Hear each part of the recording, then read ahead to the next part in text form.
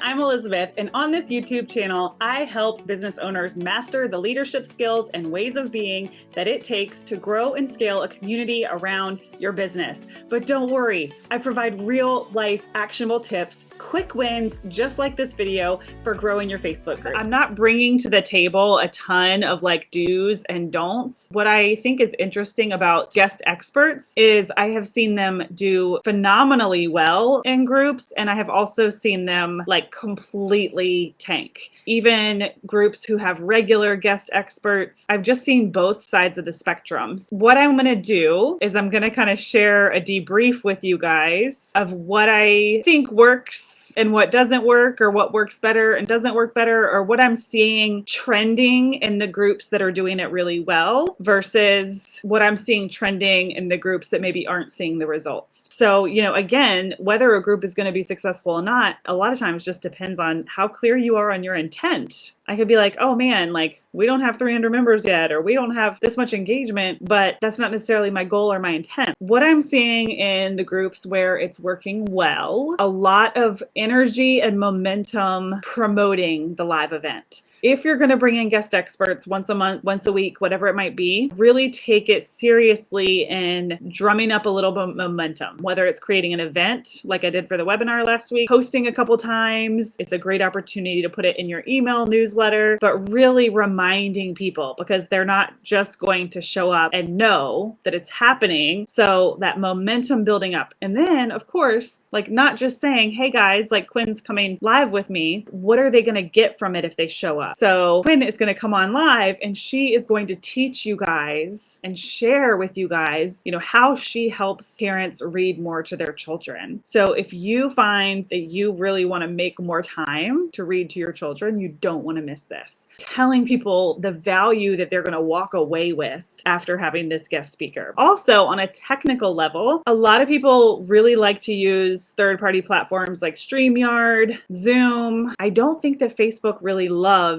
some of those platforms. StreamYard specifically, I see low attendance on. Zoom, from my experience, seems to do okay. I know Facebook seems to really like it when we just go live on Facebook. I know that's harder with guest experts. Like, I don't think they've set it up yet so that I could just bring one of you guys on, but just be mindful that some of them don't seem to do as well as others, and I don't know if there's any reason for that. I don't want you guys to take that for fact. But again, no matter what platform you're using, if you promote it and really take the event seriously, then people will show up. It's like when we kind of just go on a whim that we're just not going to see the same results. The environment and culture that you set is going to really play a big part in how those events do. Are you interacting with the group and nurturing the group in between the shows? So whatever guest expert you're bringing in, be very clear and concise about how it's going to help your audience. If you're going to start having guest experts, or maybe you just want to do it once, that's totally fine. You want to book that in advance and have a really good onboarding process for them, but also make everything feel super light and easy for you. Have a calendar that's specific to booking your guests so they can book their day and time. Calendly or your CRM or whatever that is. Communicate to them when they need to show up, what to expect, but you don't want to bring someone in just for the sake of bringing them in. You want them to add value to your group.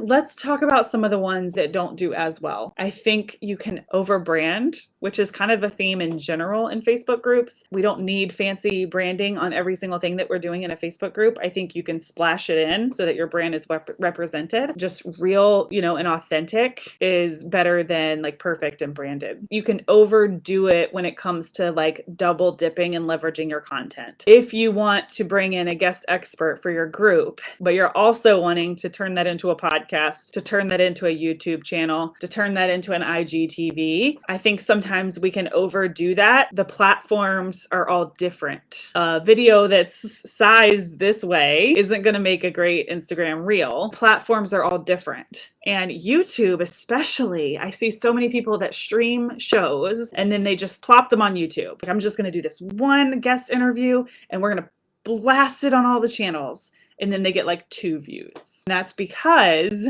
YouTube's not like set up for that. People go to YouTube and they're typing in, how do I fix my kitchen sink? So if your title of your video is how to build community with Elizabeth Henson, nobody's like searching that. The titles, first of all, have to be done to suit each platform, because people search differently on Facebook than they do on Instagram, than they do on LinkedIn, than they do on YouTube. We can reuse our content, but we want to make sure that we're optimizing it for each channel, or it's not even really worth our time. I think the biggest thing is managing the expectations of the group and the guest speaker so they know exactly what to expect, exactly what they're getting out of it. If you guys are going to swap being a guest in each other's group, I think that's a great idea. Making those introductions, your group is going to love that person as much as you do. So if you treat them like a stranger, the group is going to treat them like a stranger. But if you treat them like your bestie, then the group is going to accept that energy as well. All right. And if you want to know 5 things that could be killing your Facebook group, don't forget to check out this video, and we'll see you next time.